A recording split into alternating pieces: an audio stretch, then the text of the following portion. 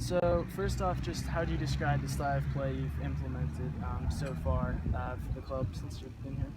I think it's a high energy style of play, and it takes a lot of work rate and a lot of fitness and a lot of effort, both when we have the ball and when we don't have the ball. It's about working hard and putting pressure on the opposing team when we don't have the ball, and then when we do have the ball, because I want the ball on the ground, I want us to play quickly, play two touch, playing between lines. It's even harder work when we have the ball. So I think it's a um, high tempo passing style, and when we don't have the ball, it's high tempo work rate to get it back. So what kind of formations have you been preferring to use?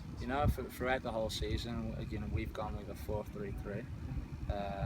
Now at home we play with one holding midfield player and two attacking midfield players, and then when we go on the road, that becomes like a 4-2-3-1.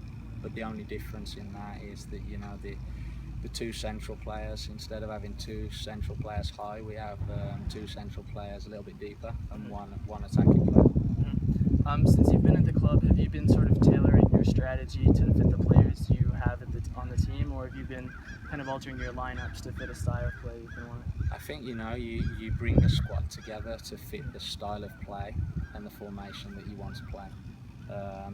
Yet when those players come in, sometimes you have to adapt and you have to readjust, which we've had to.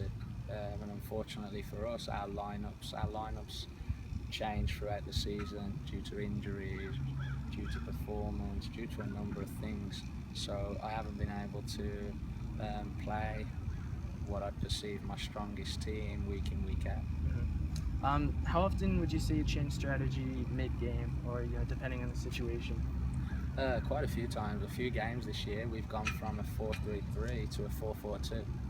And to be honest, especially towards the latter end of the game, if we're in need of a goal or we're in need of shoring things up a little bit, I've been known to put on two forwards and put pressure on their back line and go to a flat four in the middle and a flat four at the back, just to give us a little bit more going forward. Right.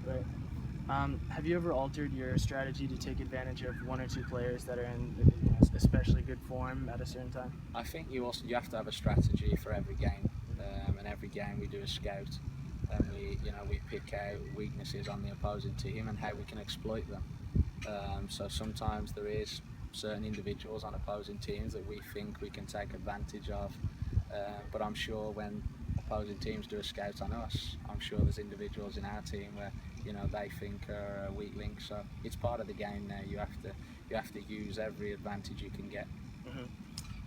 So do you think your tactics have changed a lot since you first started coaching, first got into the coaching field? I think you evolve as a coach. The game evolves, and you have to evolve as a coach. So you have to move with the times and you have to move with the game. And I think I've changed and I'm learning every single day. I'm not naive. This is my first head coaching position, so I'm going to learn. I'll be a different coach from when I